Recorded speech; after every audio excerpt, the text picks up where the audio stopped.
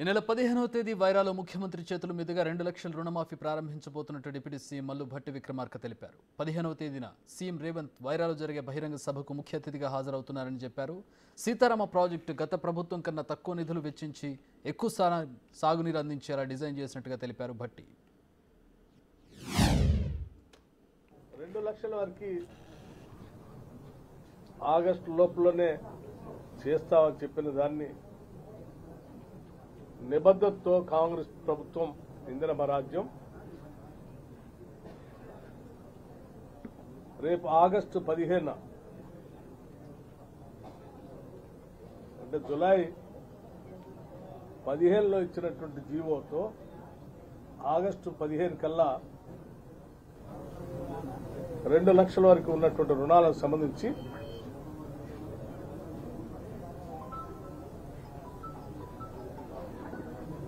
వైరాలో ఏర్పాటు చేసేటువంటి భారీ రైతు బహిరంగ సభలో ఇక్కడ నుంచే వైరా నుంచే ఆగస్టు 15 నాడు ఈ దేశాన్ని స్వాతంత్రం సిద్ధించిన రోజు రాష్ట్రంలో ఉన్నటువంటి రైతు సోదరులందరినీ రుణ విముక్తులు చేసేటువంటి ఉన్నతమైన కార్యక్రమానికి ప్రభుత్వం చేయాలని నిర్ణయం చేసింది. ఈ సభలో రాష్ట్ర ముఖ్యమంత్రి రేవంత్ రెడ్డి గారు అట్లాగే రాష్ట్రానికి సంబంధించిన మంత్రివర్గ సభ్యులందరూ కూడా సహచర మిత్రులంతా కూడా పెద్ద ఎత్తున పాల్గొంటారు. కేవలం రుణమాఫీ ఒకటే కాదు, రుణమాఫీతో పాటు రైతులకు సంబంధించి రైతు బీమాకు సంబంధించి కూడా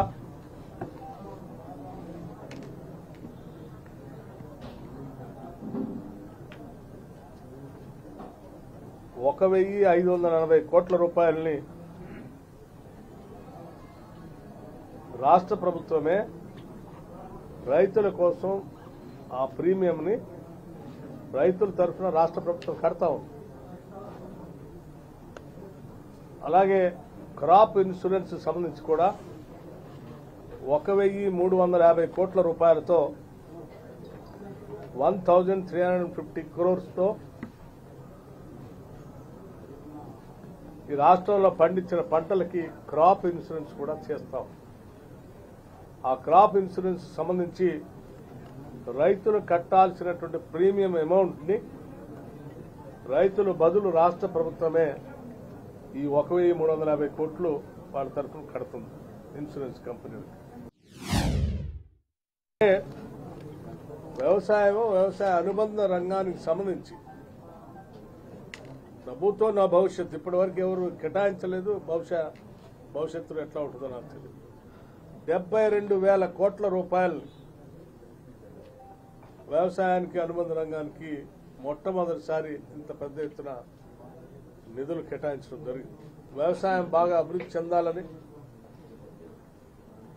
నదులపైన ప్రాజెక్టులు రావాలని, పంటలు బాగా పండాలని, పండేటువంటి ప్రతి గింజను రాష్ట్ర ప్రభుత్వం కొనటానికి కూడా సిద్ధంగా ఉందని కూడా ఈ సందర్భంగా తెలియజేస్తోంది. కేవలం 75 కోట్ల రూపాయలతోనే దాదాపు 1,50,000 ఎకరాలకి నీళ్లు బారించడానికి పనికొచ్చే విధంగా రాజీవ్